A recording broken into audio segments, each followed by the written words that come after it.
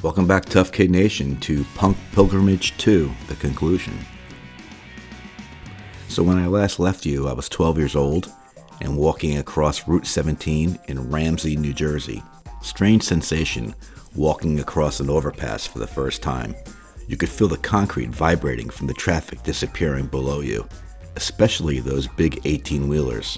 Something kids did back then was hang on the rail fence to give the truck driver the sign to pull on the air horn. Truckers made a kid feel connected to the bigger world. They were like friends. When I got across the highway, I went behind Bradley's, where the loading dock platforms were. It was isolated and spooky. I kept walking until I ran out of blacktop. It was like the end of the line. Okay, so where the hell's the abandoned warehouse? And where the hell are all the punks? All I saw was this huge mountain of dirt pushed up from a bulldozer. Out of options, I climbed up it. But when I reached the top and looked out, I was not prepared for what I was going to see. Acres upon acres of swampland filled with punks.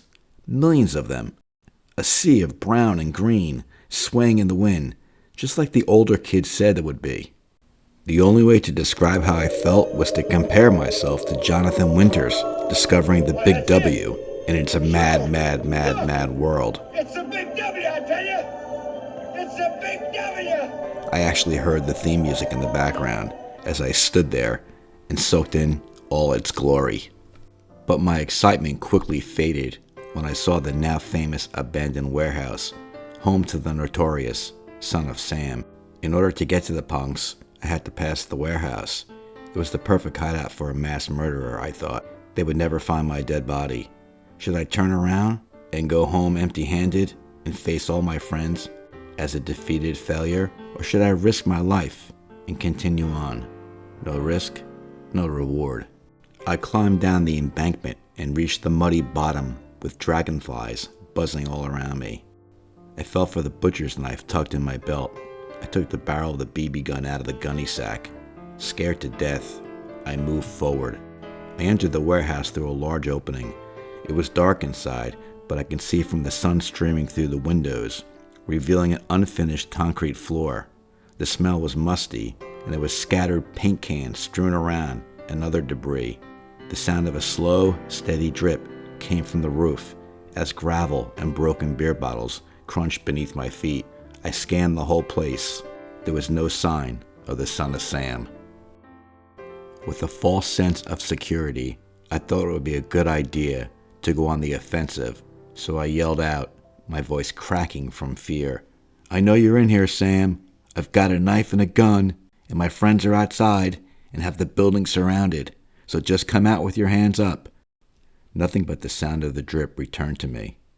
That's when I picked up a brick at my feet and threw it at a pile of canvas blankets that he might have been sleeping under.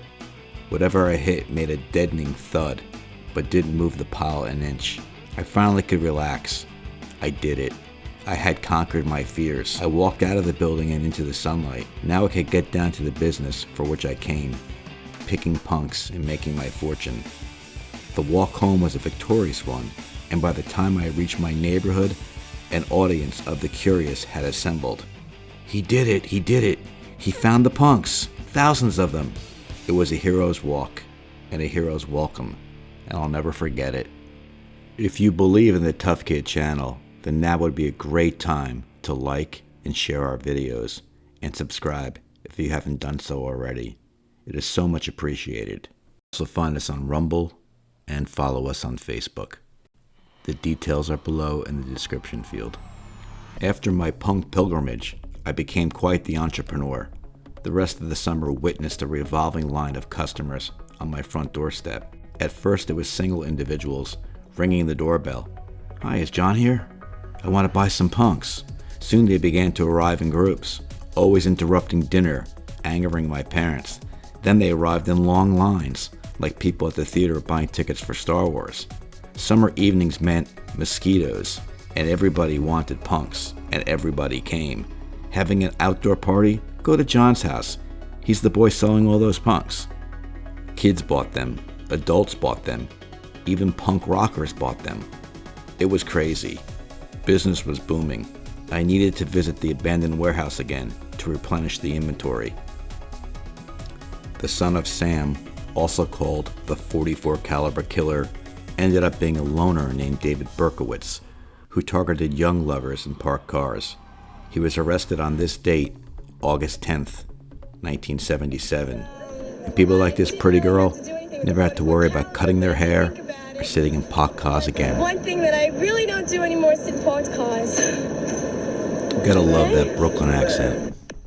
By the end of that summer, I made a total of $177, mostly collected in coins. Inflation adjusted, that's $932 in today's money, nearly $1,000 for a 12-year-old. For many people, 1977 was the summer of Star Wars. For others, it was the Son of Sam. But for me, it was the year of the punk pilgrimage. Until next time, Tough Kid Nation, always remember that back is the way forward. We'll see you next time.